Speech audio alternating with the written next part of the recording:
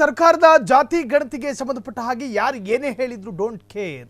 ಟೀಕಾಕಾರರಿಗೆ CM don't care, ಜಾತಿ ಗಣತಿ ವಿರೋಧಿಸೋರಿಗೆ don't care. ತಮ್ಮ ನಿಲುವಿಗೆ ಬದ್ಧರಾದರೂ ಟಗರು. ಜಾತಿ ಗಣತಿ ವಿಚಾರವಾಗಿ ಅಸಮಾಧಾನ ವ್ಯಕ್ತಪಡಿಸಿದವರಿಗೆ ಸೊಪ್ಪು ಹಾಕಲಿಲ್ಲ ಸಿದ್ದರಾಮಯ್ಯ. ತಮ್ಮ ನಿಲುವಿಗೆ ಬದ್ಧರಾದರೂ ಟಗರು. ಕುರುಬರ ಪರಮೋಚ್ಚ ನಾಯಕ ಯಾವುದೇ ಕಾರಣಕ್ಕೂ ಜಾತಿ ಗಣತಿ ಮುಂದೂಡಲ್ಲ.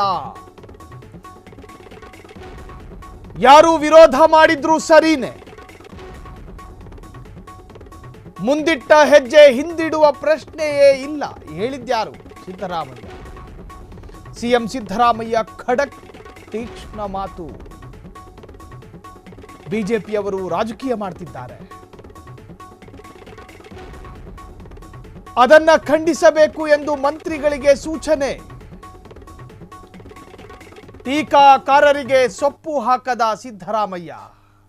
ಜಾತಿ ಗಣತಿ, ಕ್ಯಾಸ್ಟ್ ಸೆನ್ಸಸ್, ಈಗಾಗಲೇ ರಾಜ್ಯದಲ್ಲಿ ಕಿಚ್ಚನ್ನ ಹಚ್ಚಿರುವಂತಹ ಜಾತಿ ಗಣತಿ, ವಿರೋಧ ಪಕ್ಷದ ನಾಯಕರುಗಳ ಹೃದಯಕ್ಕೆ ನಡುಕ ಹುಟ್ಟಿಸಿರುವಂತಹ ಜಾತಿ ಗಣತಿ, ಬಸನಗೌಡ ಪಾಟೀಲ್ ಯತ್ನಾಳ್ರಂತಹ ಬಿಜೆಪಿಯ ಮುಖಂಡರುಗಳಿಗೆ ಅತ್ಯಂತ ದೊಡ್ಡ ಮಟ್ಟಗಿನ ಬಿಜೆಪಿಯ ವಿಷಯ ಸಿಕ್ಕಂತಾದ ಜಾತಿ ಗಣತಿ.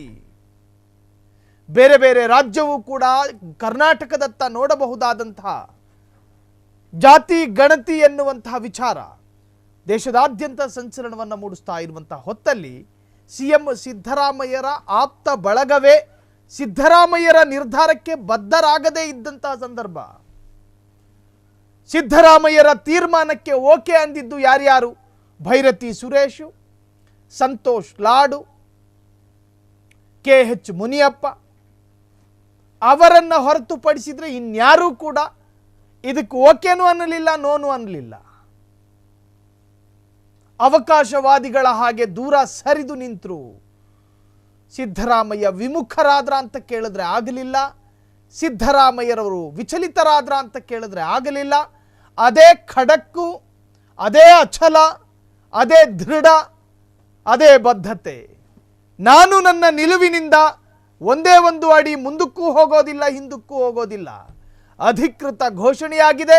ಪ್ರಾಯೋಗಿಕವಾಗಿ ರಾಜ್ಯದಲ್ಲಿ ಜಾತಿ ಗಣತಿ ನಡೆದೇ ತೀರುತ್ತೆ ಅಂತ ಹೇಳಿ ಖಡಕ್ಕಾಗಿ ಎದುರಾಳಿಗಳಿಗೆ ಉತ್ತರವನ್ನು ಕೊಟ್ಟಿದ್ದಾರೆ ಸಿಎಂ ಸಿದ್ದರಾಮಯ್ಯ.